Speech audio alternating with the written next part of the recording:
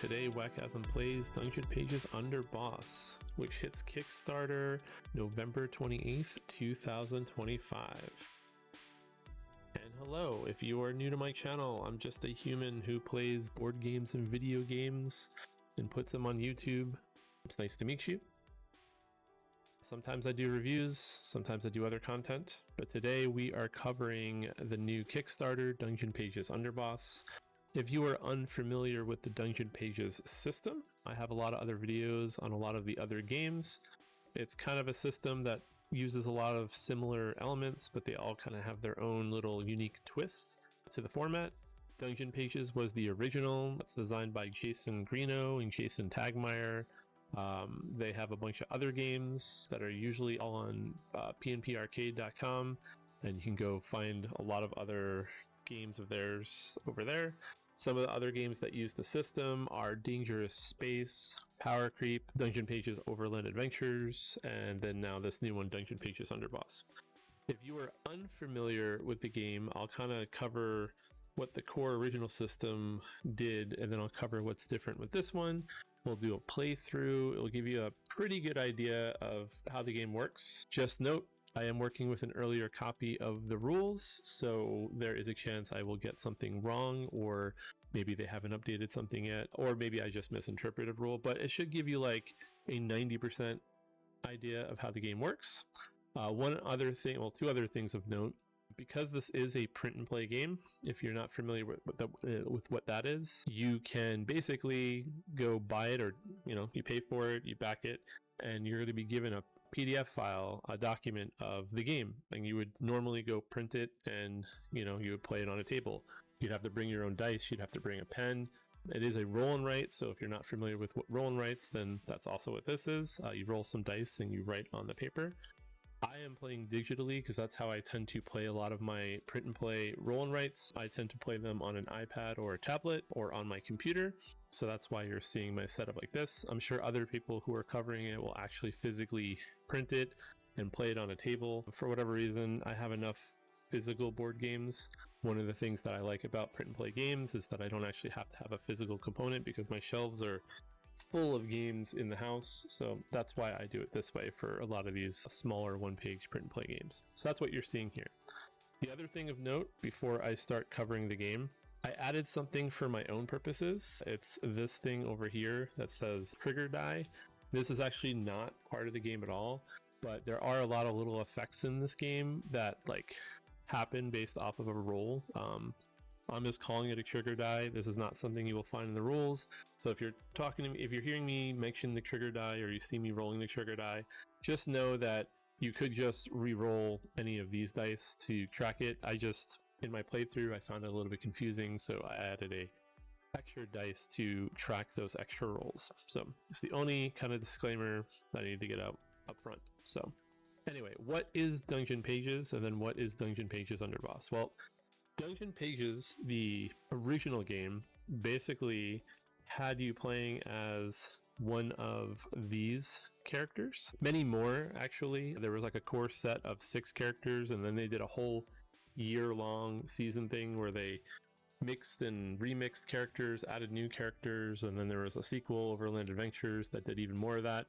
I don't remember what the final count of adventures are, but there was a lot of them. And so you, in the original, were playing as one of these heroes, and you were entering a dungeon that looked very similar to something like this. And basically the goal was you'd be rolling some dice, and you'd be marking down values, and your goal was to try to create a path from the door to the chest. And the way you would do that is you would mark down numbers, something like this. And basically the idea would be that you'd want the numbers to be in a sequence. So you always want them to be connected. Like 1, 2, 3, 4. They could roll back down to 3. You could even do stuff like 4, 4. As long as every number in the sequence was adjacent to another number in value, then you would successfully exit the floor. There was monsters that you'd have to fight. There was a lot of gear and powers, just like you see at the top of the screen here. And the whole goal was to build up your character, get to the last part of the dungeon, defeat the boss, and escape. There's a little bit more to that, but that was the general hook. So there's a little bit of a press your luck element to it, where You'd want to fill out all the values you could in every column, because that's how you would unlock XP, and XP is what you would use to get like more stuff. And there was monsters that would attack, things like that. So what is Dungeon Pages Underboss then? Well, Dungeon Pages Underboss is the opposite of that. In Underboss, you are the underboss, you're the bad guy, and you're trying to survive the hero's onslaught into your dungeons, and you're trying to minimize the loss of all the valuables that they can take. So your goal is basically survive to the end, kill as many heroes, or I don't know if they use the word kill. I think they use the word defeat, so I should probably use that. Defeat as many heroes as you can, and try to stop them from getting as much loot by defeating them. So there is a little bit of a win condition. There's also a little bit of a beat your own score thing going on. At the end of the game, the maximum score you can get is 50 points, and then you reduce points based off of the stuff that they steal. And yeah, that's kind of the general hook of the game. If I had to describe what the game plays like, it almost plays like a tower defense game. At least this one does, not the other Dungeon Pages stuff. So if that sounds like interesting to you, then just hang around. I'll do a full playthrough. You can see if the game's for you, and then you can go decide yourself if you want to back it or not. One last thing before I get started too, they are also offering Dungeon Pages now, at least the core set, for free. So you can actually just go download the core set and play the first 6 heroes and dungeons for free. You don't have to pay anything. I don't know, again, if the link is live yet, or if it will be live when the Kickstarter is live. I'll probably have a link in my description, but check either Kickstarter or the description below, and I'm sure I'll have a link there at some point once I figure out what the URL to that is. But if you want to go play yourself, you can go get the file, print it, and see what the game's all about. But at least the original Dungeon Pages. I don't think they're offering any of the Underboss stuff for free, but I could be wrong there. But either way, definitely the core set of the original Dungeon Pages just being offered for free.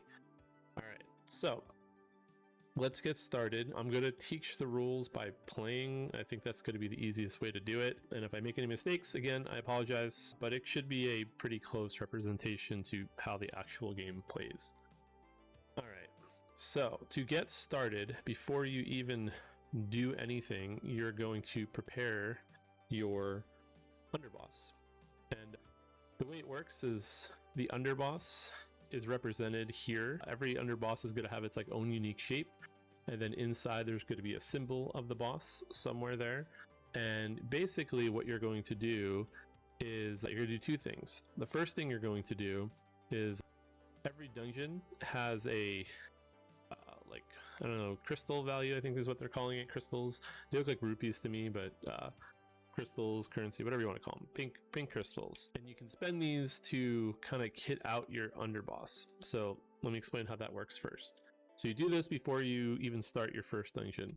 The boss has a bunch of abilities up here, and each one either has no cost or has 1 crystal cost or 2 crystals. And every boss will likely have their own different abilities. I don't know if there's always going to be a free one. I don't know if these are always going to be the cost, but they're all going to have some amount of abilities. And basically I can spend up to 4 crystals and start putting these powers into my boss. So for instance, I could put a rune. Where do I want to put it? I'll put a rune right here. Actually, I want to use a different color. I want to put a rune right here. A rune costs 2 crystals, so that's 2 of my 4 crystals. I want to put some armor in here, that's another crystal. And then I want to put a slash right here, and then we'll put a bash right here, just so I have a little bit to work with. I'll explain how all these work once we start playing. Don't worry too hard about where you put them. Even your best intentions, it's kind of hard to predict where they're gonna make the most sense. This is just how I'm doing it, and then I'll explain how these work. Some other things to note: this is our health. Anything you see with a dice symbol is what we have to roll to be able to even activate the powers.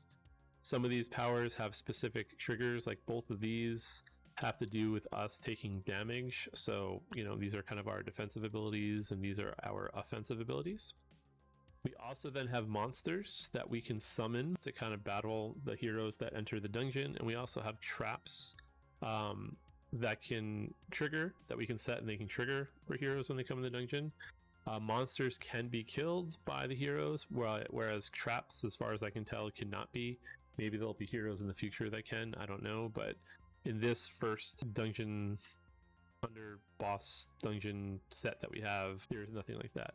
The reason why I mentioned that too is just another minor quality to this game is the way these are designed is, you probably can't see it that clearly, but there's like a dotted line right here. I think for this one it's only there, maybe it's here too. I can't actually tell if these are ever going to be disconnected, but the general idea, at least with all the other ones, is that you can kind of print them and then cut them and mix and match. So in theory, I can use this underboss in a different dungeon set.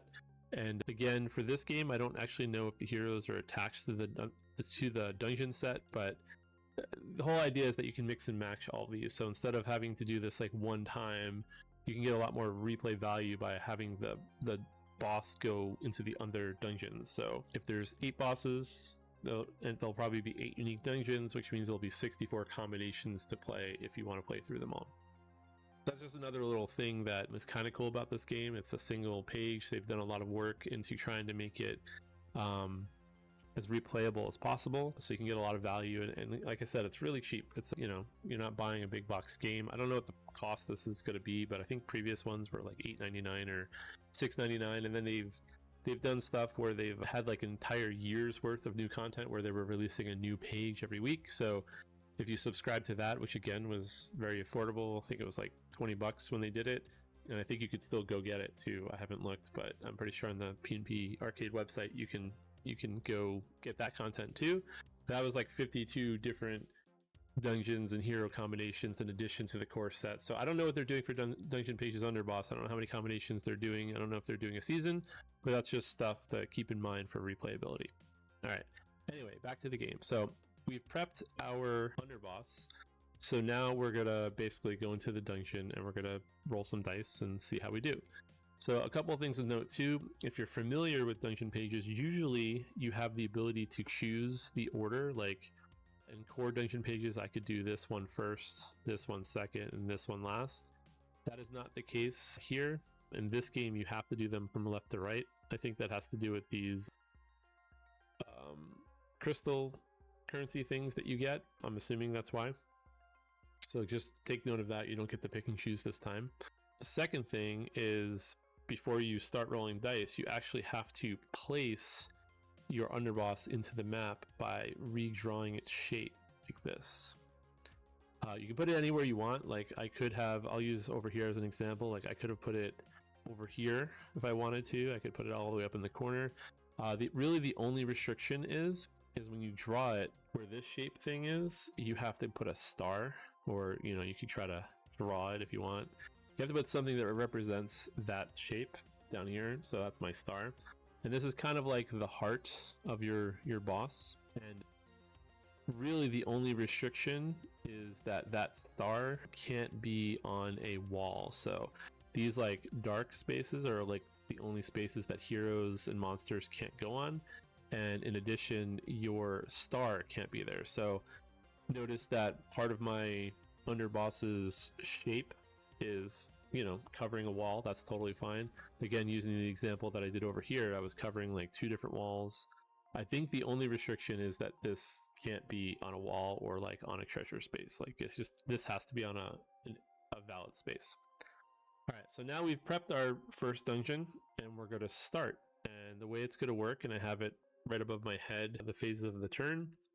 We're going to roll the dice. We're going to activate the good dice. We're going to activate the evil dice. Again, the trigger dice is just something I added for my own tracking purposes. It's not part of the game. You can do it however you want. It's just how I decided to do it. And I'll just cover all the steps as we go, and you'll start to get a feel of how the game works. So the first thing we're going to do is we're going to roll all the dice. All right. So we got a 2 for the good dice. So let me explain how this works. So if you notice, all of the heroes have, you know what, let me use a different color. They all have dice values. And every hero is going to be associated with a dice, which means that when we start drawing the heroes into our dungeon, we're going to use the numbers 1, 2, 3, 4, and 5. Currently in the rulebook, I think they were originally planning on using the letters, but then I think some of the traps and heroes have the same letter names. So I believe the final version, they're going to suggest you use numbers. You could use whatever you want. You could use different colors. You could draw them if you want. It doesn't really matter. But for simplicity's sake, we're going to use the numbers. So in this particular case, we are putting in a 2. So we're going to be using Safin for this first good dice that comes in. And just a couple things of note, they also all have movement. Some move this way, some move this way. And the amount that they move is right there. After they come onto the board, they all have a power that they're going to do. Usually it's attacking or something along those lines. Sometimes there's a roll. This is the trigger dice that I'm talking about. I'm going to roll a dice, and if I roll a 5 or 6, it's going to deal 2 damage to all enemies within 3 spaces. These are the treasures that they're trying to get. We have the ability to inflict status effects on them. I didn't talk about that yet, but we can poison them and bleed them in this particular scenario. So that will be stuff that's persistent. If I can poison them once, they'll be poisoned for the rest of the game. So that's something we're going to try to do. And then this is their health. And when their health is gone, they are gone. So that kind of just summarizes everything you need to know about the heroes. So let's explain how this works. So when they come out, they are going to always come out of the door. They're either going to come out this way or they're going to come out this way. And basically, they're just going to come out and move as many spaces as their movement shows. So in this case, he's not moving much. He's just moving 1 space. If there's ever a case where they, let's say we're further into the game and these spots are already marked with something. If he's moving 1 space down, he'll just keep going. Like once he moves his 1 space, he'll just keep going until he gets to this free space right here. And that's how all movement works for heroes. So basically, every time a hero moves, we're marking a space, and over time, every space or the majority of spaces in this dungeon are going to get marked. Like there's never going to be a case where you can't mark a space. Well, I guess maybe there could. No, I think the last space will always be available. But yeah, basically, we're starting with a lot of open spaces, and every turn, those spaces are going to get less and less and less. So yeah, so he's going to come out. And so then also, when they come down, they're also going to wrap around this way. So when they hit the bottom, they're going to kind of go like this. And then when they hit this corner, they're going to wrap that way. And then the heroes that are moving horizontally are going to move like this. And then when they hit this corner, they're going to come back around and go up here. So that's just how the heroes' movements work. So he's going to come out. He's the number 2. So we're just going to place him 1 space right here. And then his ability, again, we kind of covered it already, but I'll just kind of reiterate. If we're going to roll the dice. If it's a 5 or 6, he's going to deal 2 damage to all enemies within 3 spaces. Damage within is, I forget how the word, orthogonic, I can't say it. Up, down, left, right, there we go.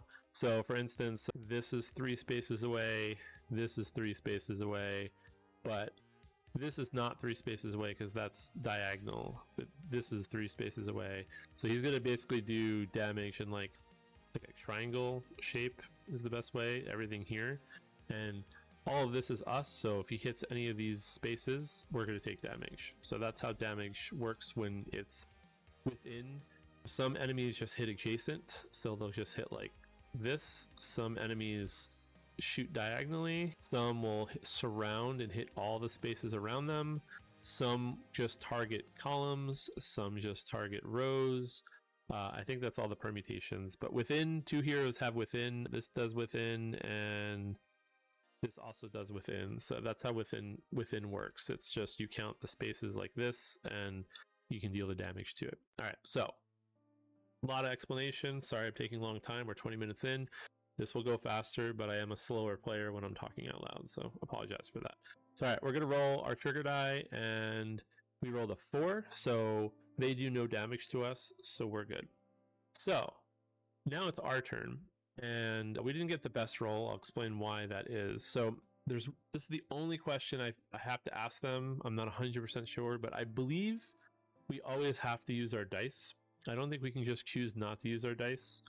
That's kind of how it was in Dungeon Pages. You always had to use your dice, and it was kind of a push, like a time mechanism. I assume that's the case here, but when I read the rules, it doesn't read explicitly that way.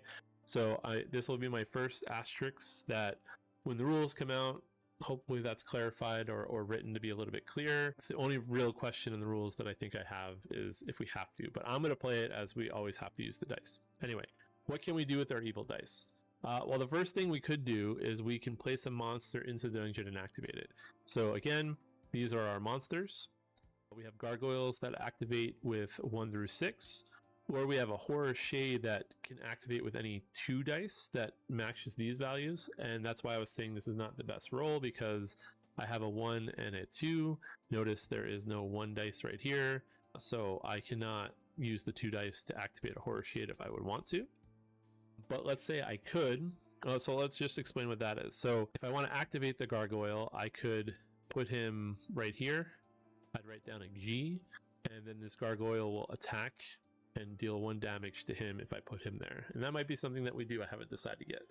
One reason why I might not want to do that is specifically because this is where my slash ability is. So what I want to have happen is I want him to move here on a future turn, potentially, or have a hero move there. And if I happen to roll a 6 when they move there, I could do my slash ability. And that's another way I could use my dice. That's the activate boss ability. That's like the 5th one down on the instructions. So I might not want to put a gargoyle there, but that is one thing that I could do. And another thing that I could do if I had the ability to, let's say I rolled a 2 and a 3, I could spend the 2 and the 3 to put down a shade, which is very similarly something that we could do, and they would attack.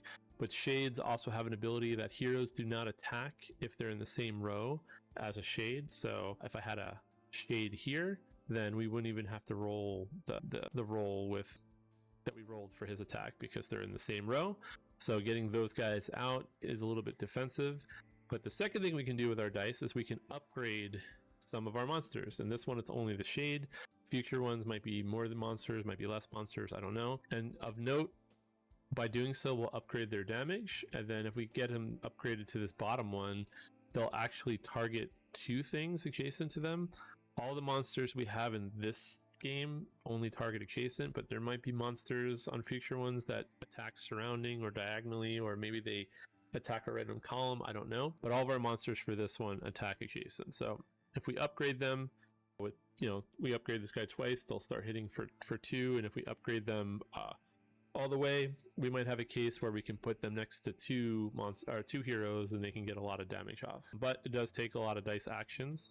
But since we only have a 1 and a 2, we cannot do either of these for this turn. But that's the second and third thing that we can do. We can activate a monster. We can place a monster, or we can upgrade a monster, or a trap too. I'm assuming traps might also be upgradable at some point in time. If I already had a gargoyle, so let's say I had this here already, I could use the dice to just have them punch twice. I could use both dice because both of them activate. Both of them activate right there. I could put him down with 1 dice and have him attack, and then reactivate him to attack. So that's how you activate a monster in the dungeon. And then the other thing I can do is I can place traps into the dungeons, and the traps are like monsters, except for they have very specific things. Chopping blade, when a hero is marked in this traps column, if the results are 1 or 4, 1 through 4, the hero is going to take a damage. And then the poison dart, they don't do damage directly, but anytime they activate, which means anytime their dice is rolled, they're going to just automatically take a damage no matter where they are on the board. And this is persistent. This has to do with that status effect thing that I talked about down here. We would put like a P here, and then for the rest of the game, every time they activate, they just take a damage. So if we can hit them with the poison dart, that's great. But you'll notice that the poison dart we can only get out with 6s, and these we can only get out with 1, 2s, and 3s. So I could put down 2 chopping blades right now, and that's probably what I'm going to do. But I wanted to talk about that too. And again, the big difference is heroes can attack monsters, whereas traps, they don't get attacked. So that's the big difference. So I think that's what we're going to do. We're going to put down 2 chopping blades, and I guess we'll just put them, we'll put 1 here because we know Mira moves 4 this way, and we have 2 heroes that move 2 this way, so we'll put 1 here as well.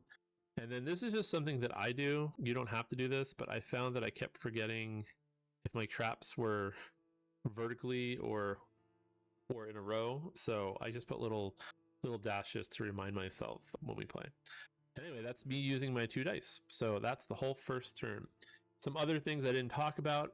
Why am I rolling 1 white dice and 2 evil dice? Each dungeon kind of tells you what you're rolling. So in the next dungeon, we're going to be rolling even more good dice, which is going to result in more heroes activating. But yeah, let's keep going. So we are going to roll the good dice. Oops, we're going to do it this way and this way. So we rolled a 3 and we rolled a 1, 2 again. So that's not great for us, but let's see what a 3 holds in store for us. So 3 is Gloria. There we go. She's a warrior. The turn she enters the dungeon, she also attacks any threats within 2 spaces. So she has like an automatic free AoE attack the first time, and she does 2 damage to anything adjacent automatically. So I'll explain how that works now. So she's going to come out. She's going to land right here because she moves 2 spaces to the right. And because she's in a column with my chopping blade, we're going to immediately roll this trigger dice. And we rolled a 3, and if it's a 1 through 4, she takes a damage. So she is going to take 1 damage right now. Okay, so that's good for us. Now she automatically, the first turn she comes out, she's going to attack everything that's within 2 spaces. So this is within 2 spaces, so is this, so is this, so is this. So because this space is within my boss shape, I'm going to take 2 damage. However, I do have armor, and the armor cost says I can discard an unused evil dice to prevent -1 for the phase, which means that once per phase I can do this. I did get clarification on both of these. Both of these, if you have multiple like A's or multiple R's, they stack, which means if I get a second A in my monster grid, I can prevent 2 damage with 1 dice. I do think they should probably update the wording here to reflect that a little bit, but I did get clarification from that, so just know that that's how that works. So I'm gonna get rid of 1 of these dice, and I'm going to, I'm marking it so you can see it, but yeah, I'm just going to use 1 of these dice to activate that armor. So I'm going to take 1 damage instead of 2 damage. And then that's it for their activation. And then for my activation, I could put down a gargoyle here, here, or here, but I'm not going to do that, and I'll explain why. I'm going to put down another chop. I'm going to put down another trap. So let me just put down the trap first, and then I'll put it right here, and then I'll explain why I did it that way. Let me write my little vertical line. There we go. So one other thing I didn't talk about is, because there's no sequential dice thing in this game, what ends the round are these green spaces.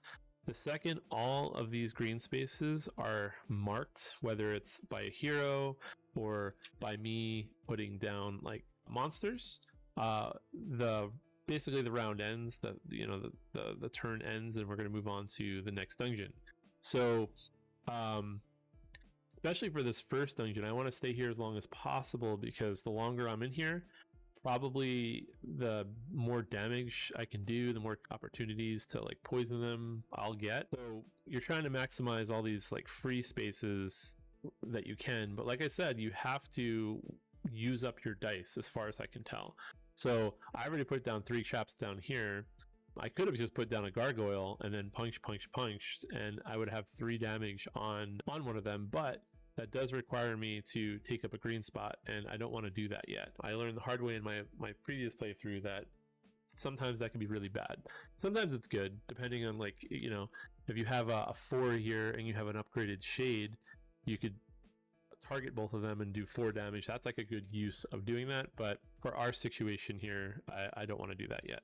So that's why I'm doing that. So I put down another trap that uses the other dice, and we're just going to move on to the next part of the turn. All right, so we rolled a 1. Let's erase this. We rolled a 1. So what happens on a 1? let's introduce a new hero. This is I don't know how to say their names. Sigrid. Roll if it's a 6, increase Sigrid's attack by 2 this turn. So she attacks everything adjacent, but if she rolls a 6 on what I call the trigger dice, then she'll do 3 damage instead of 1. All right, so that's her thing. So she's going to come out, and just again to kind of showcase it, she wants to move here, but since that space is taken, she'll just move to the next free space, which is going to be right there. All right, so we'll put that down, and she attacks adjacent, so I'll roll the trigger dice for fun. She would have missed the power up, but she only attacks these spaces, so I don't have to worry about any damage. But I don't have any traps in her row, so she's not going to take any damage either. So I now have 2 3s, and I think I'm going to use this as an opportunity to start upgrading my horror shade, because I have 2 3s. The first turn I've actually had the ability to do it. So that's what I'm going to do. When I get the second one, the shades will start doing 2 damage instead of 1. So we're going to roll a 2 3 and a 5. So we have a new hero coming out. We got Mira coming out. She's pretty straightforward. She moves really fast and really far, but she deals damage to a random column. Sorry, I meant to do this. So yeah, she basically, you roll the trigger dice, and whatever you roll, you deal damage to everything in that column. So sometimes she can completely miss, and sometimes she can hit your little heart space, which again, now is a good time to talk about that. If ever something targets this space right here, which again is basically this space up here, you take an extra damage. So, just something to keep in mind. Her ability tends to do that a lot. She has a 1 in 6 chance of doing it. So anyway, she's going to come out. She wants to move 4 spaces, 1 2 3 4. So she does. Our trap is going to go off first, so let's roll our trap. We rolled a 2, so our trap is going to deal damage to her, so she's going to take a damage. All right, but she's now going to roll, and she does exactly what I was talking about. She does damage to this column, which is it's gonna hit this space, this space, this space. If I had a golem or something here, well, I can't because that's a wall, but let's say I had a golem there, that would die. So I'm taking an extra damage from her attack, so I'm going to be taking 2 damage, and I think I'm just going to take the 2 damage. I could stop one of the damage with the armor, but I'm not going to do that. I'm instead going to use the fact that I rolled 2 dice to upgrade this shade. So at the very least, now I have a slightly more powerful horror shade that I can use. So, all right, next turn. We're going to roll. All right, so Mirror is going to be activated again. I still am not rolling any 6s, so I don't know. My dice are unlucky today. So let's explain how this works. So we're basically going to look where she's at. We're going to count where she wants to move to. So 1, she wants to move here. 1, 2, 3. So she would want to land here. She can't, so she'll try this space. She can't land there. She'll try this space. She can't land there, so she's going to end up in this space right here.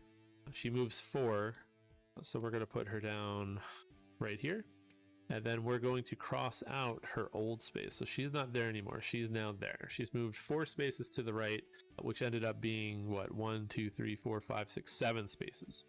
In addition, when she moved, she happened to cross over this key, and that's how heroes gain treasure in this game. So she collected this key right here.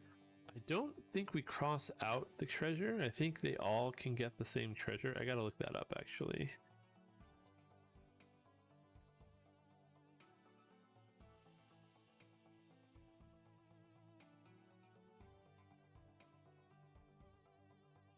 Yeah, so you don't circle it in the dungeon. So if another hero crosses over that key, they're gonna get the key too. But now she's collected the key, and at the end of the game, if she's still alive, we are going to lose 5 points, and all the points that you win or lose this year. So if we defeat her, then we get 10 points, and if we do not defeat her, whatever score we have at the end, we're gonna subtract 5. So that's one of the things that we're trying to deal with her. We don't have a trap, so we can't do anything there. She's not in a really good place to do anything with gargoyles yet. So what we are going to do is we're going to roll her trigger dice. She rolls a 2, so she is going to be doing damage to me in this row. We're gonna use one of these dice for the armor, so we're gonna take no damage. So we're good there. And I think we're just going to plop down another trap. No, yeah, I think we're just gonna put down another trap. I don't like all these traps that we're putting down. There's not really any good spaces left. There's either here or here, but none of them are that great. I guess we'll do it here because we know potentially Sigrid or whatever, however you pronounce their name, is going to land here. And we haven't had any good opportunities for poison, which is not good. Obviously you want to try to get some poison down early, but if you don't get the rolls, you don't get the rolls. There's really no dice mitigation in this, so that is a good or a bad thing depending on how you consider it. Probably be really powerful if we could manipulate the dice, but it does mean if you don't roll a 6 the entire game, you can't do much. So all right, so we're gonna roll, still no 6s. We rolled a 4, so Flynn is the last character we haven't seen. So now I'm going to be introducing all the characters. He moves down 3, so he's going to mess up with some of our plans probably. He basically just, every time he activates, he gains the next item that he has not yet collected, so he gets all these items really fast. And then also he attacks the entire column that he is in. He doesn't have to roll to do it, so he's also kind of annoying. So he's going to come out. He is a 3, and so he's going to come out 1, 2, 3. So he's going to end up right here. So he is a 4. Sorry, he ends up right there. So at the very least, well, actually no, this is a horrible situation for us, and I'll explain why in a second. First, he does damage to the column, and since he's in the column with us, we're going to take damage. I think this time I'm going to take the damage, and I'll explain why. So yeah, that's what happens there. I do have to look up one thing. Yeah, so we take the damage, and now we're in a situation where they are in this space, which happens to be my bash space up here. But in order to activate my bash, I have to use a 4, 5, or 6, so I can't even bash them. Bashing would just let me deal 1 damage to anything in the space. So again, unlucky dice rolls, but we do have our gargoyles, so we're finally going to put a gargoyle on the board now. We're going to drop a gargoyle right here, and that gargoyle is going to punch Flynn, and we're going to use the 1 for that, and then we're going to use the 3 to punch Flynn a second time. So Flynn is going to take 2 damage just for landing there, but they do get a coin. Whoops, sorry, I'm marking the wrong character. Flynn is going to take damage. Did we not do damage to Gloria? Or yeah, I feel like Gloria is supposed to have damage too. I'm pretty sure she took damage from this trap. If I am cheating, let me know, but I feel like we definitely put this trap down here for her. I remember rolling it for 2 different heroes. I'm pretty sure Gloria and Mira took damage, but again, if I'm misremembering, let me know in the comments. And now Flynn took 2 damage, but he also gets the first item, the coin. He was going to get the coin on his next turn anyway, because he's going to pass it right here, but he's not doing that, so he's just going to every turn get every item. So he basically, by the end of the game, if he activates 4 times, is going to be worth either 10 points or 0 points. So we'll see what happens. Anyway, that's all my dice. We're going to roll a 5 and a 1 and a 4. Still no 6s. My dice are cursed. My digital dice are cursed. It is going to be Flynn who's activating, which is not good for us, and I'll explain why that is in a second. So first, he's going to come out. He's going to want to go 1, 2, 3. He moves 3 spaces. So that's where he's going to land. He already has the coins, so we don't have to worry about putting the coin down or doing anything. He is going to get attacked by our trap because he is in the same column as that trap. So we're going to roll the trigger dice, and we roll the 4, so he does take an extra damage. So that's good. But he's automatically going to do damage in a column, and that's going to mean he not only hits me, he also is going to automatically hit my golem that I had before.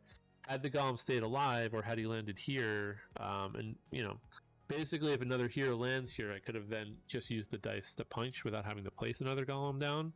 Gargoyle, why am I saying golem? Gargoyle, sorry, gargoyle. Have I been saying golem this whole time? I don't know.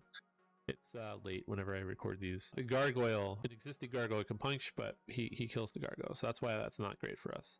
And then we're just going to take the damage. So we're already in the first dungeon, already a fourth way through our health, and we also don't have any way to heal. So, you know, we might want to consider putting shades down or using our armor cost more. But I'm not going to use the armor cost because I would prefer to drop a gargoyle right here and punch him twice, because that would mean that he is also almost dead, and we could potentially leave this dungeon having defeated a hero, which would be pretty good. All right, so next turn, roll. All right, we got 6s finally. So 6s when a hero rolls are good for you. They're better for you once heroes are on the board, but notice that none of them have a 6. Sorry, none of them have a 6, so it just means that the heroes do not activate this turn, which means we kind of get like a free turn to do stuff against them. And we haven't put down a poison trap yet, so we are going to use a 6 to put down a poison trap, and we're going to put it, I think, right here, because there's still 3 spots where they can land. The Finn going next would be a great next turn, and then I don't know who I would want to go next, but we want them to land here. Actually, anyone who would land in this row would probably land in these spaces. So that's the hope. The hope is that we can poison some enemies, and you know, that should help us. And again, I'm just putting my little line here just to remind myself that it's the row. And then I have a 5, so I can also then just use the 5 to activate this golem that's right here, and I can just punch Flynn again. So that's what we're going to do. So poor Flynn is getting beat up by the gargoyles. That was a pretty good roll for us. We finally got a 6. Had someone been in this space right here, I could have just used my slash instead, but we haven't gotten lucky with that yet. So anyway, let's roll. So we have a 4, we have another 6. So 4 is Flynn again, unfortunately. Flynn, I think, is going to end up wasting one of our poisoning trap spots. So let's do the math. He wants to go 1, 2, 3, 4. He can't. So the next spot he's going to land is right there. So yes, he is taking one of our coveted poison trap spots, but we'll see what happens. Maybe it will be enough to take him out without having to punch him anymore. So he lands. We're going to roll. We rolled a 1, so he is poisoned, which is good.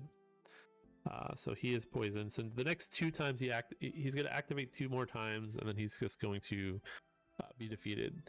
He does get a free key though, because that's just how his power works, and he is attacking this column, so he is in the column where my heart is, so I'm going to be taking 2 damage if I do nothing. So I'm just going to use the 1 to block 1 with the armor, so I'm going to take 1 damage instead of 2, and then I have a 6 that I can use still, and I think I don't want to do it, but I think it's a smart idea. We are going to put another poison trap down.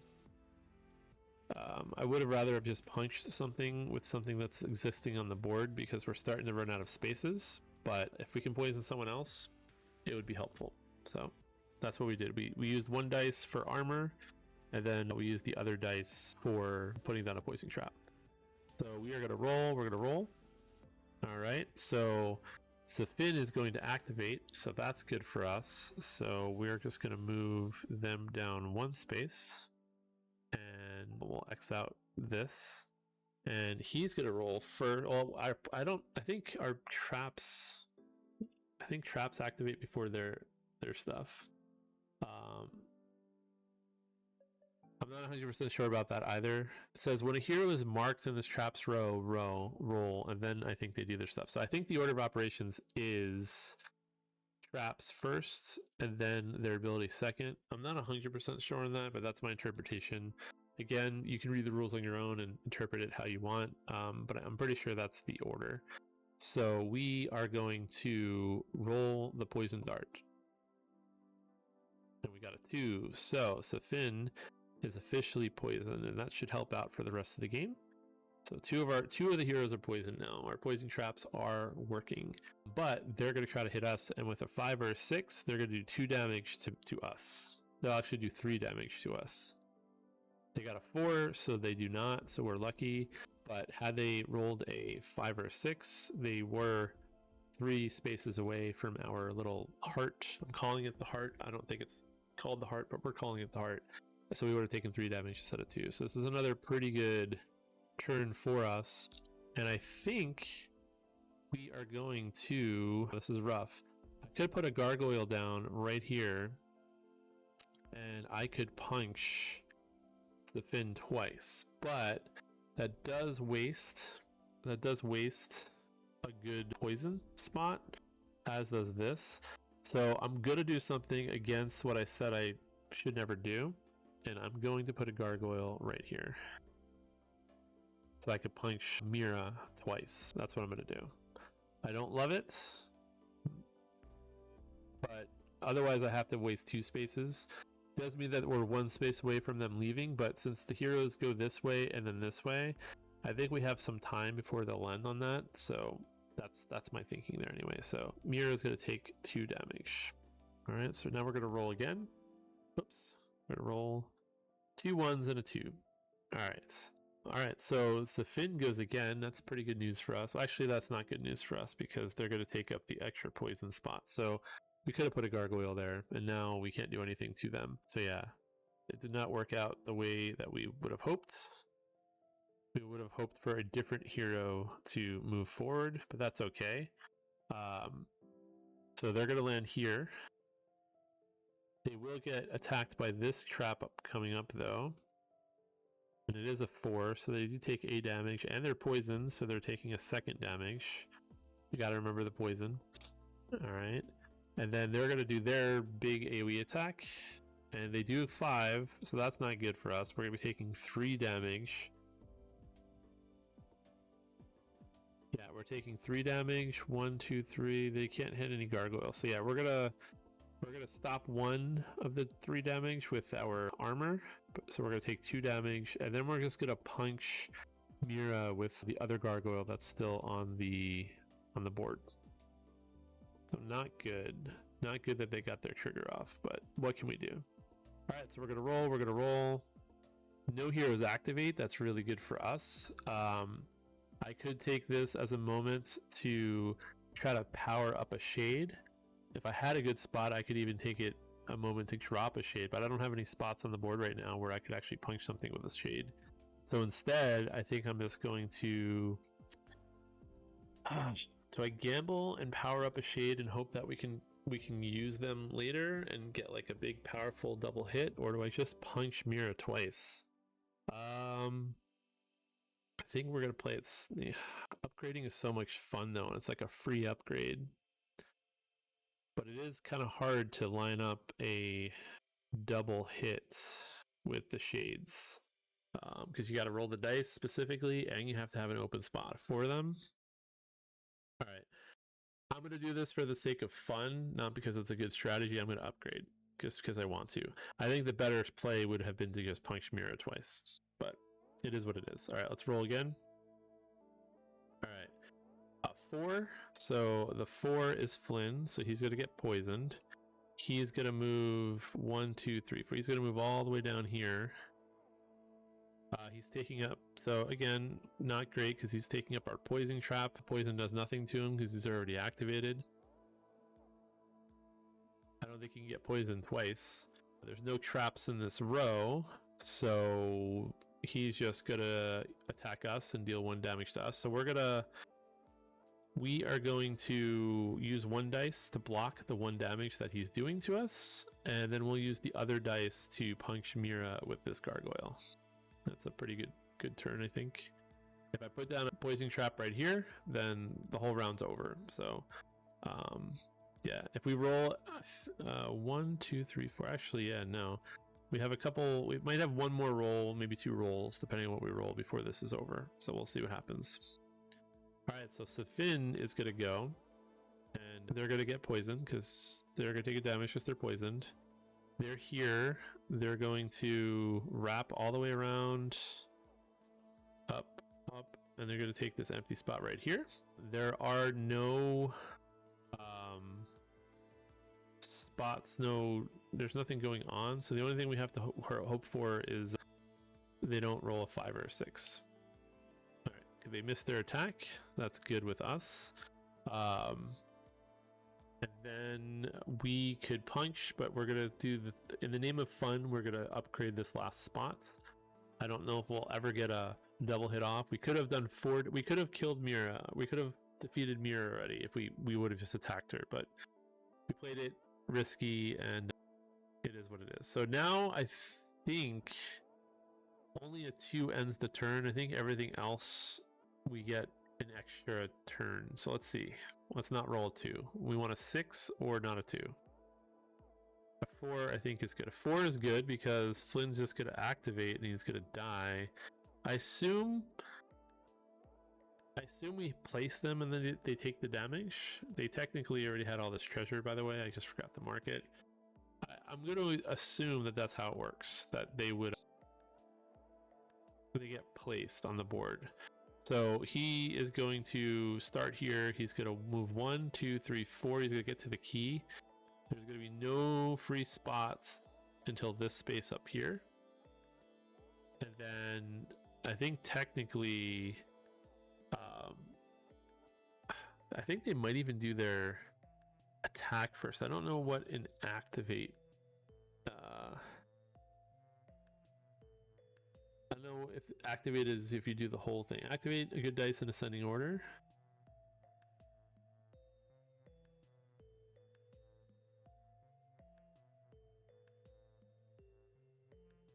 Yeah, so I assume he still does his attack. So he's going to do 1 damage to us. So we're going to block the 1 damage with a 4. Again, this is one of those things that I'm not 100% sure based on how the rules are written. It just says when they activate, and then the whole section of activating is if a hero is already in the dungeon, they'll move to an unoccupied space, and then check for any traps that might trigger. Then the hero's special effect takes place. So I'm going to play it as they do all that, and then they get poisoned. He dies. We cross off a space. So now he is officially done. And now anytime we roll a 4, we're going to move on to Mira. So now Mira is basically going to activate on 4s and 5s. So she's going to be activating more until she's gone. And that's how like the system works. So eventually we might have the same hero activating over and over and over again. So technically, Zafin is a good hero to keep last, even though he does a lot of damage, because he kind of moves 1 space at a time, which is a little bit predictable, but it is what it is. So we only have 1 dice left. We are going to punch Mira with our little gargoyle that's surviving. And now we're going to roll dice 1 last time. It's going to be Safin, who is our final person, which this is pretty good for us because I don't think he can deal damage to us. So this is the last space in this area that I talked about, this green area, which was all these spaces. So the round is going to end, but he does get his attack. Well, actually our trap goes off first. So we do not hit him on a 5, so he does not take any damage, but he does take a poison damage. And then he's going to attack us. And he would do damage to us, but he is not within 3 spaces of us. 1, 2, 3, 1, 2, 3. So we have gotten lucky there. Although my poor gargoyle is in damage, and so is this one. So had my gargoyle not died, I could have punched Mira 2 more times, which would have been great, but he did defeat my gargoyle. And there's nothing else I can do with my dice this turn. I guess this would have been a good turn to upgrade, but I can't do it, so that's it. So that is the end of the first dungeon. I know we're an hour in. I don't know if that's because I play slowly. I don't know if it's because I'm narrating, but at least you have a good idea of how this works. If you want to bow out of this playthrough, I understand. I'm definitely going longer than the game. The game probably plays in like 30 minutes once you internalize the rules. and you're not narrating everything, but probably even quicker. I imagine there's people that get this done in like 15-20 minutes. But if you want to hang out, I'm going to finish the game and we can see how well this goes. So we are now in the next round, or the next dungeon. We have 5 crystals to spend. So we're going to come up here. And I think I want to go a little bit crazy. I think I want... No, I think I'm going to do another A and another R. I don't really know why I'm choosing these spaces other than I can. That's 3 of my crystals. And I think I'm going to just do an S and an S. And I think I'm just going to do S's for the last 2 spaces in the last dungeon.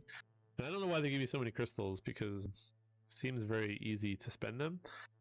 But now when I use a dice to block, I'll block 2 damage. Or if I get rid of a shade, we haven't really used this yet, but you can cross out a shade to prevent 1 damage per rune and deal 1 damage back to the attacker. So we can kind of hurt people with our shades wherever they are. So that'll be good. And then now I have to decide where I want to put my guy, and I think I'm going to do it like this, maybe. And that gets all of my shades on this line, which I think is a smart move. I don't know if it actually is, but we're going to see.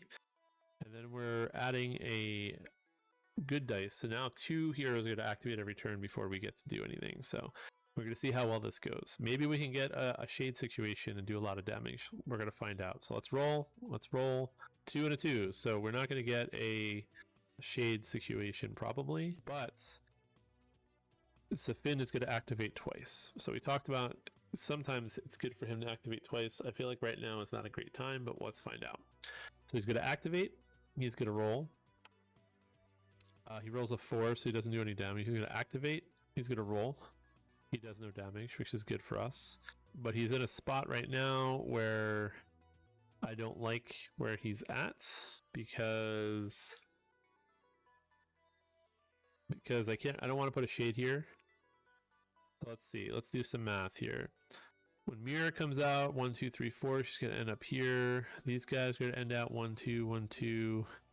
It's going to be a while before anyone gets into a good shade position. So I don't want to put a shade out.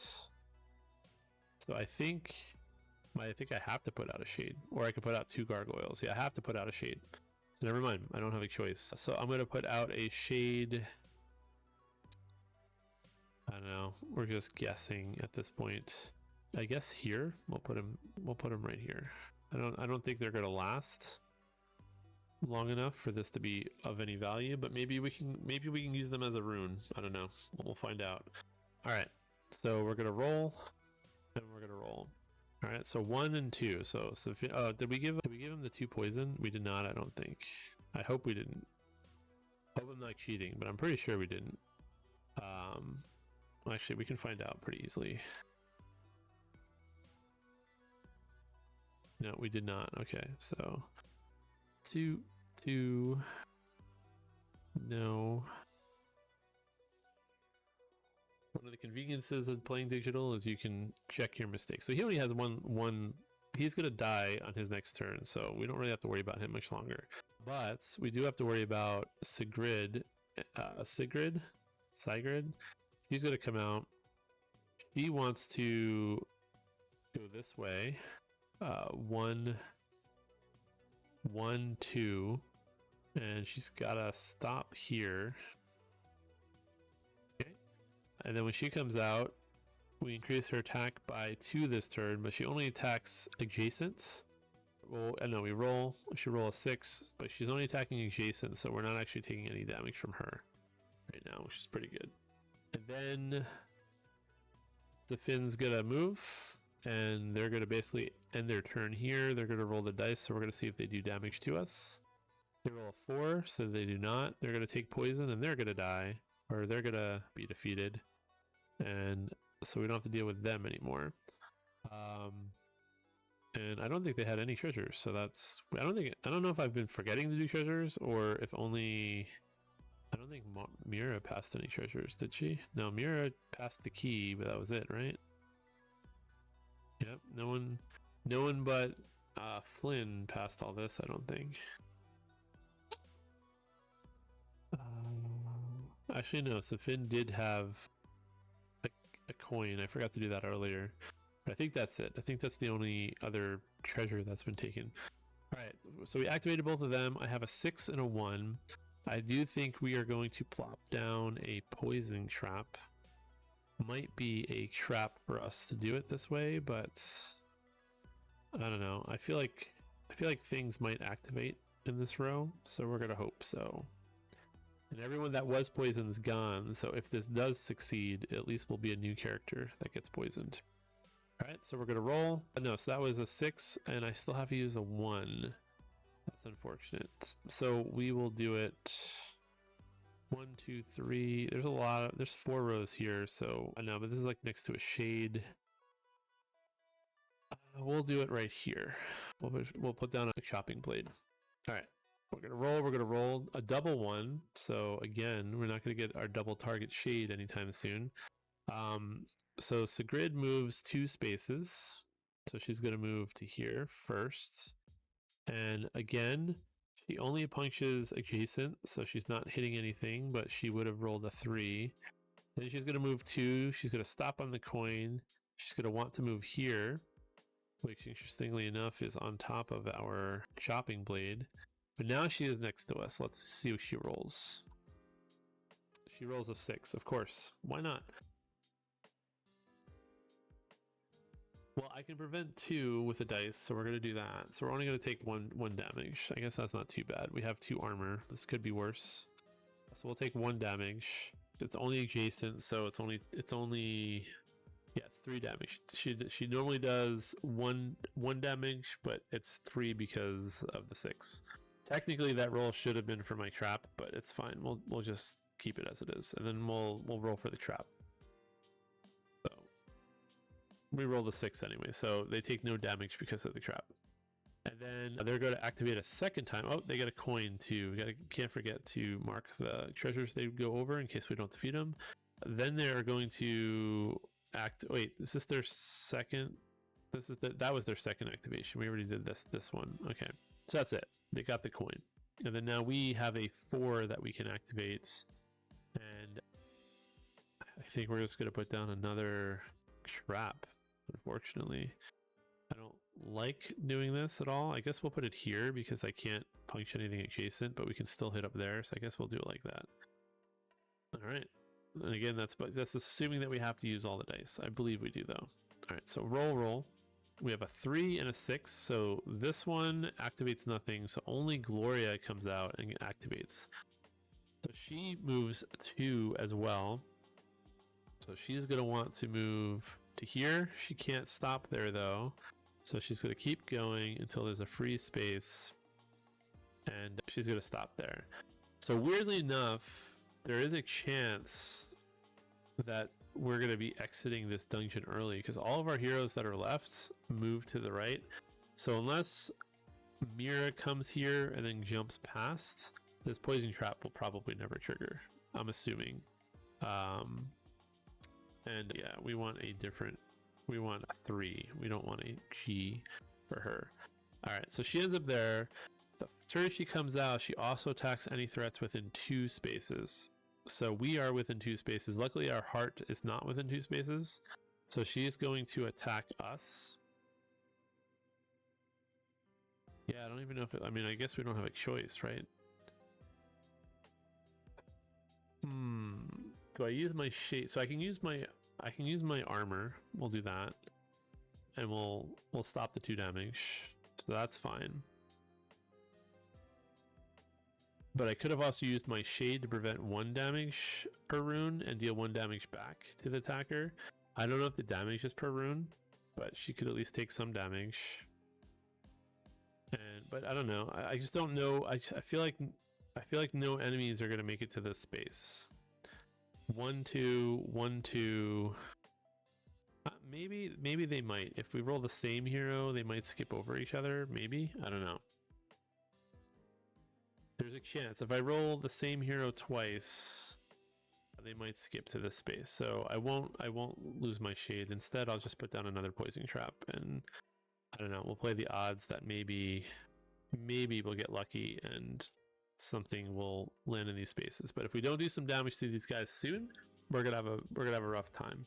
I might even have to just drop a shade and end it early, depending on what happens. We'll have to see how the dice roll. So, all right, let's roll. Oops, sorry. We'll lock this. We'll roll that, and then I have to roll the evil dice. Okay, so we have a 5 and a 3. I'm assuming we could activate these in any order we want to. I don't necessarily have to do them left to right, which is something that I should probably consider before doing anything.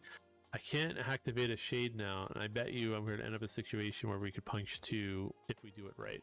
Anyway, it's going to be Mira and Gloria, so let's do the math on this. Mira has not come out yet, so she's going to do 1, 2, 3, 4, and then she's going to come all the way around to here. Also, Gloria gets a coin too. She passed over the coin. She'd end up here, which would mean Gloria would end up here.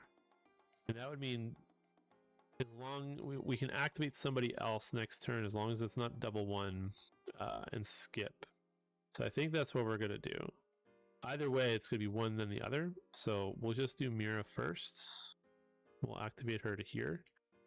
She's going to roll her trigger.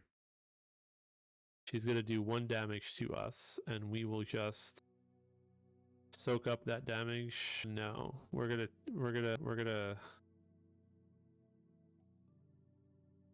we are gonna take that damage, I think. Actually, this is rough. Yeah, we're gonna take that damage, and then Gloria's gonna come over, and also Mira also gets a coin because she passed over this coin spot. And then Mira's going to come over from here. She's going to try to move 2, and she's going to end up stopping. Oops, why did I put her there? That's not where she goes.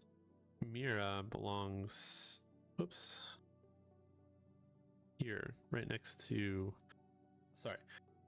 Gloria belongs next to Mira, right there. Okay. If she wants to move over 2, this is the closest spot that she's at.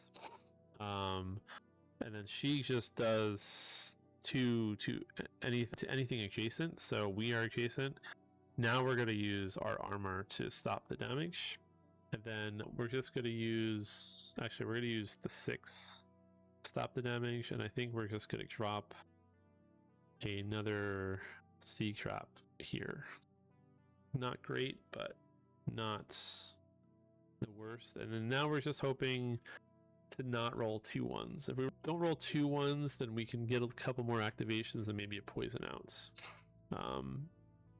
So let's roll and then roll.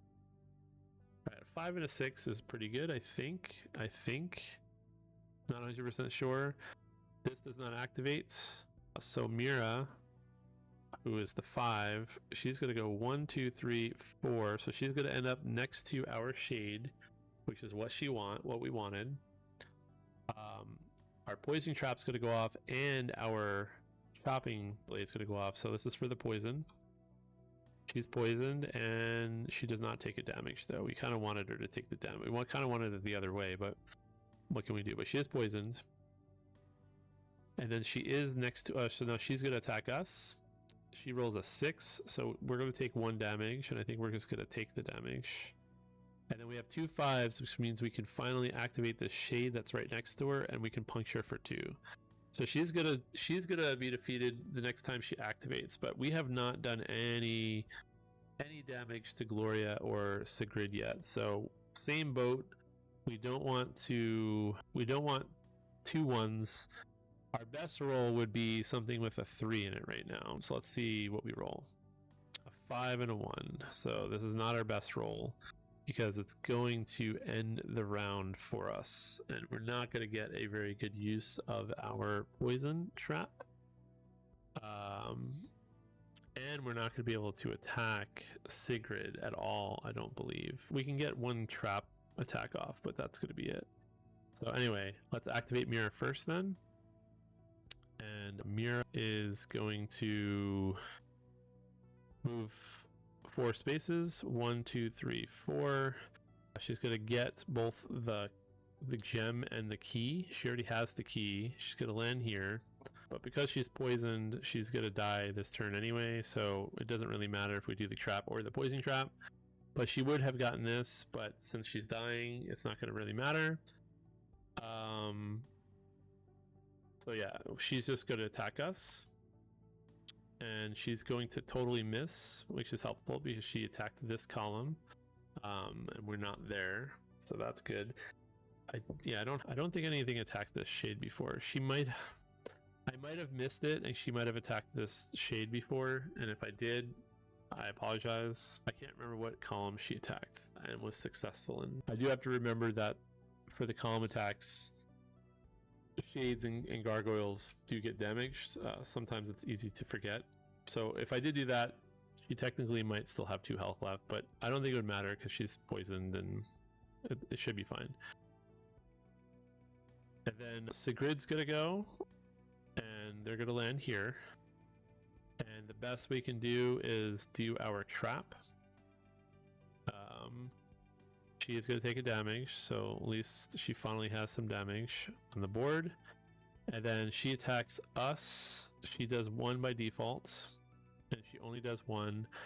So we are going to cross out a rune to prevent the damage, and we're going to do 1 damage to her back. That's the best that we can do, and we can cross out the shade. We also did forget, sorry, technically Mira shouldn't have attacked at all because she's in the same row as a shade. That is something that I always forget about because I don't have shades out that much.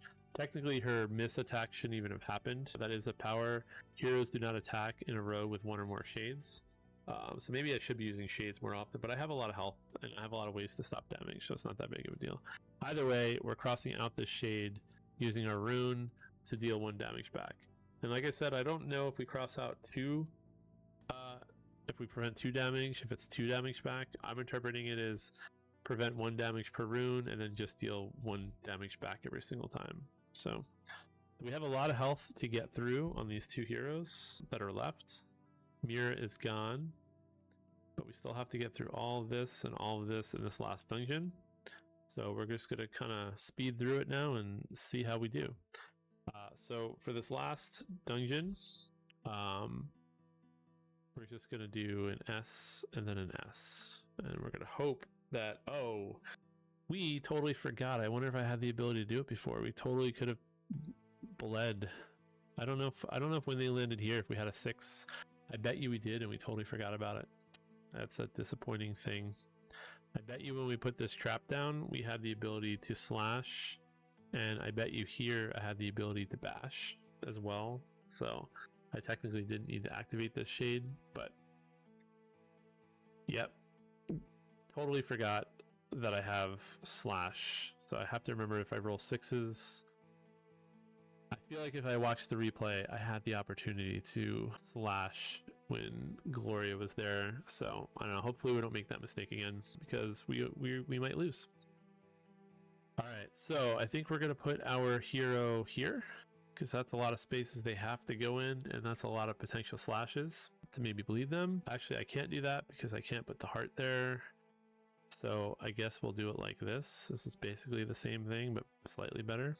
Except for this makes one of the green spaces taken up by our ability, but we're just going to do it. We'll live with our mistakes. All right, so let's roll. So 6, nothing activates, so it's only going to be Sigrid when she comes out. She moves over 2, so she's going to end up right here for this first spot. And we're going to roll 6. And she does not get her double damage, so we are simply just going to use, this dice, which was a 4, to block the damage. And we are just going to put a trap down with this 4. Actually, we can't do a chopping blade with this 4.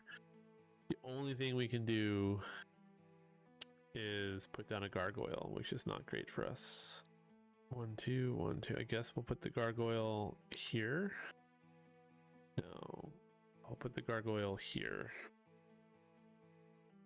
I don't love it. I don't love any of this. Yeah, we'll put the gargoyle here. And that's how we're going to use our last dice.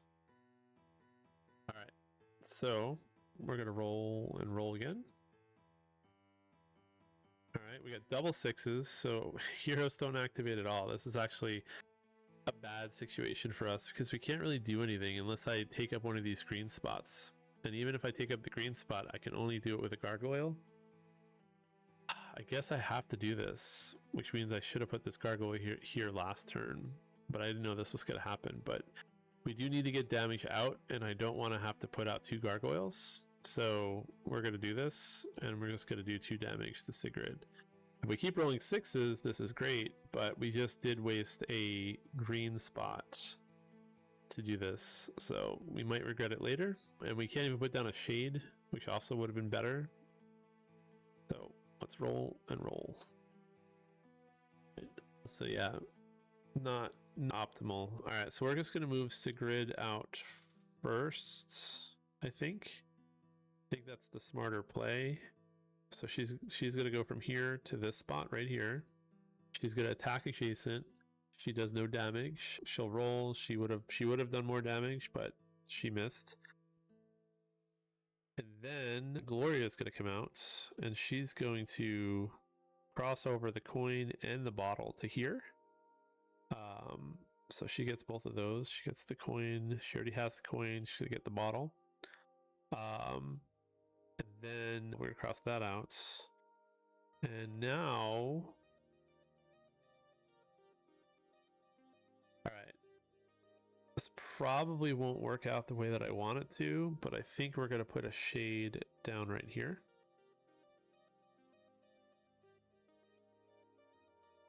And we're going to punch the grid for 2. Now, if I can get... yeah, I don't think there's any way that it works out. I'm trying to like see if there's a way I could like get them both. So if I, no matter what, there's only 2 heroes left, so both will move.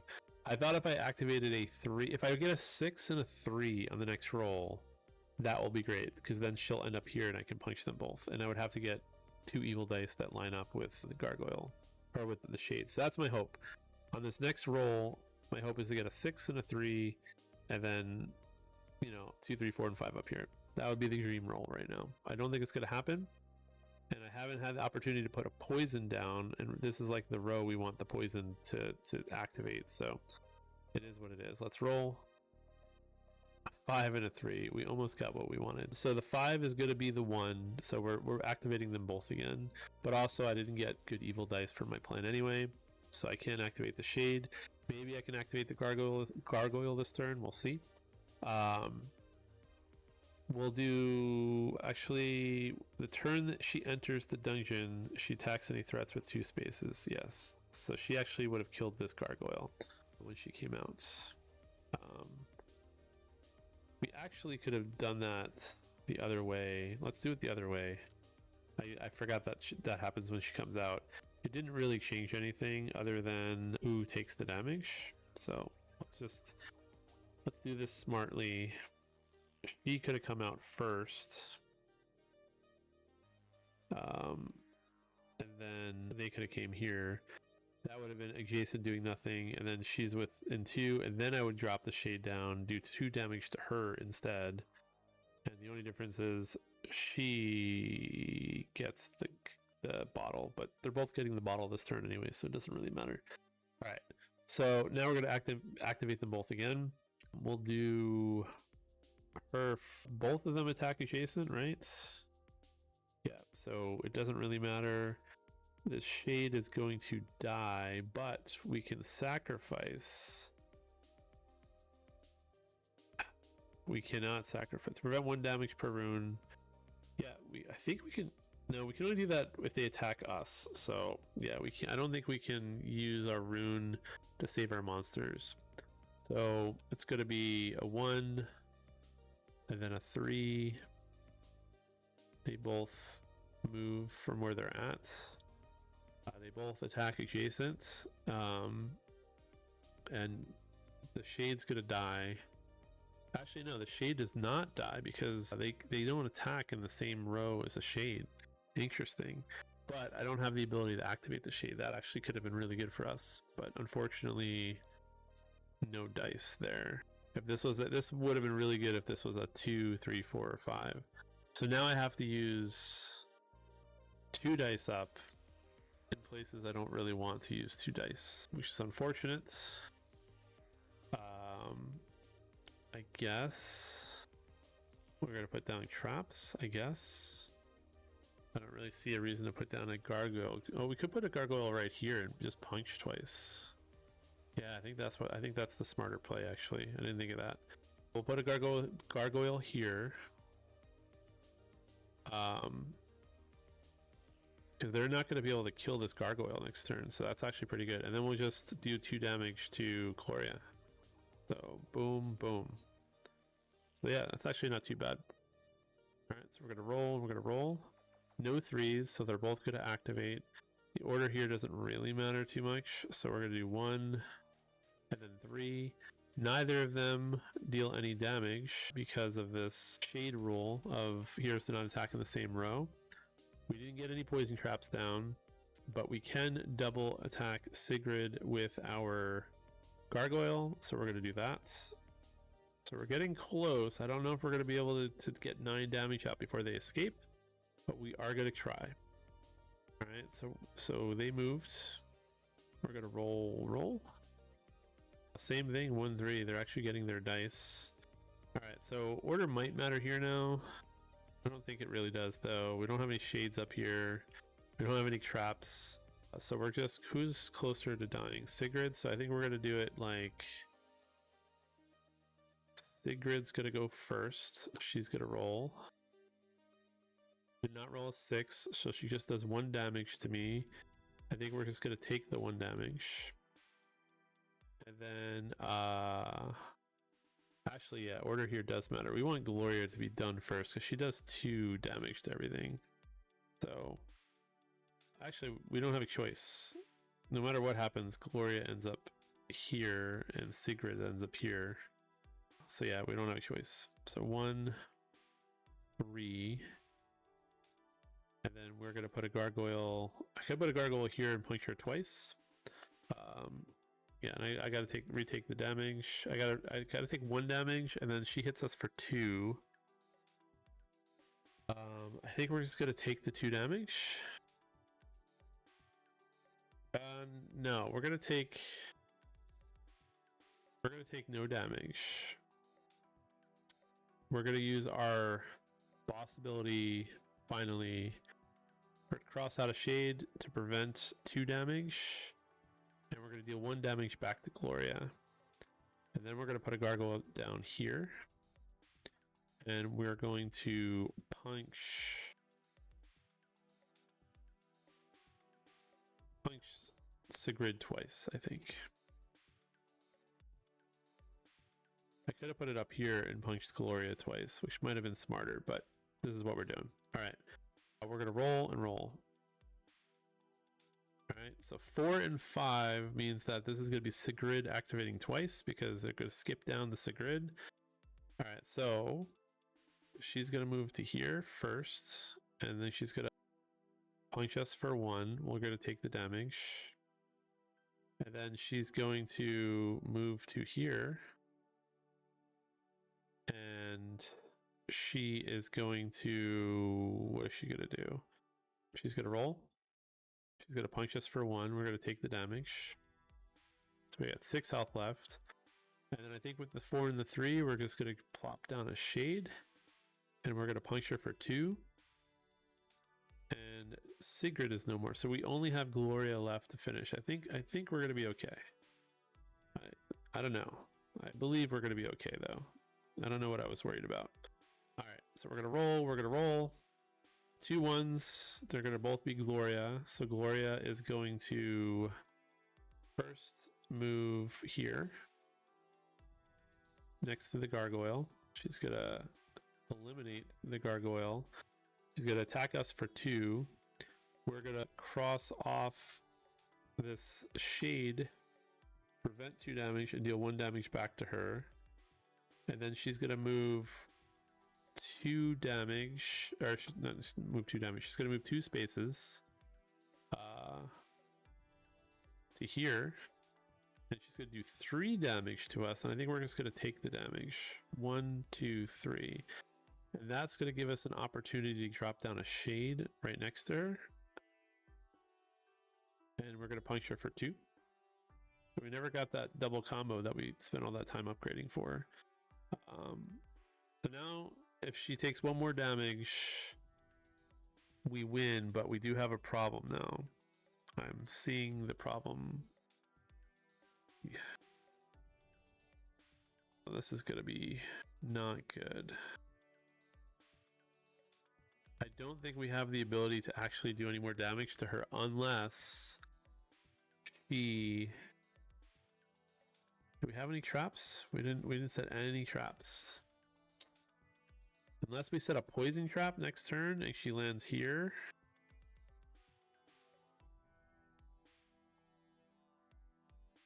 Oh wait, no. When she does damage to us, we can use our rune. I think we can do 1 more damage to her. All right, 5 and 3. So she's going to activate twice. I'll explain my reasoning why I wasn't sure if I'd be able to do damage in a second. So she's going to move to here. She's going to not deal any damage to us. And then she's going to skip that space and then move to here. And she's going to punch these guys. And this is what I was saying. Now I don't have anything like melee distance to hit with. Also, she did get this crystal. No, sorry. She got the crystal and the key. No, and the key. So she got all the treasures. But because I have the upgraded rune ability, when she hits me, I take 2 damage, but I prevent it. I'm going to cross out. Oh, wait, no.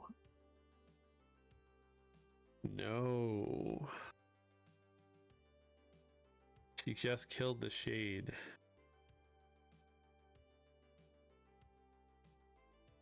I don't think I have it. Oh, wait. Where was she before? We totally forgot about using our slash abilities again. When they were up here, we probably could have slashed. Actually, I don't think we rolled any 6s. Yeah, she's not going to end up in any of my attack abilities anymore.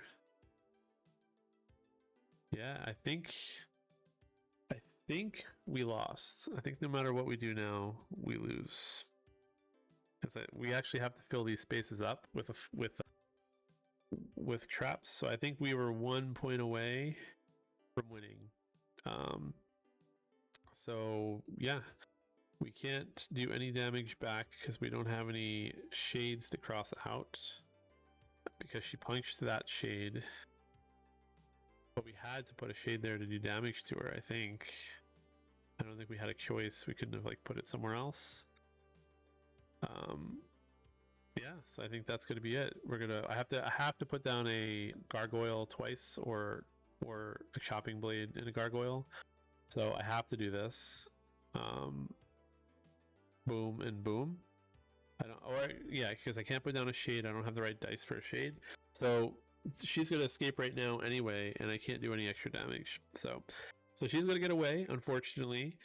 I thought we were in a better space. I definitely misplayed some stuff because I totally forgot multiple times about the slash stuff. Again, I don't think I rolled any 6s, so we were probably fine. But not getting a poison down anywhere also didn't help things. And I probably like misplayed like some of this. I don't know. I'm sure I misplayed some other stuff. I probably could have squeezed out more damage. I did forget about how the shade rune cost thing worked. I probably could have crossed out a shade down here to do an extra damage somewhere.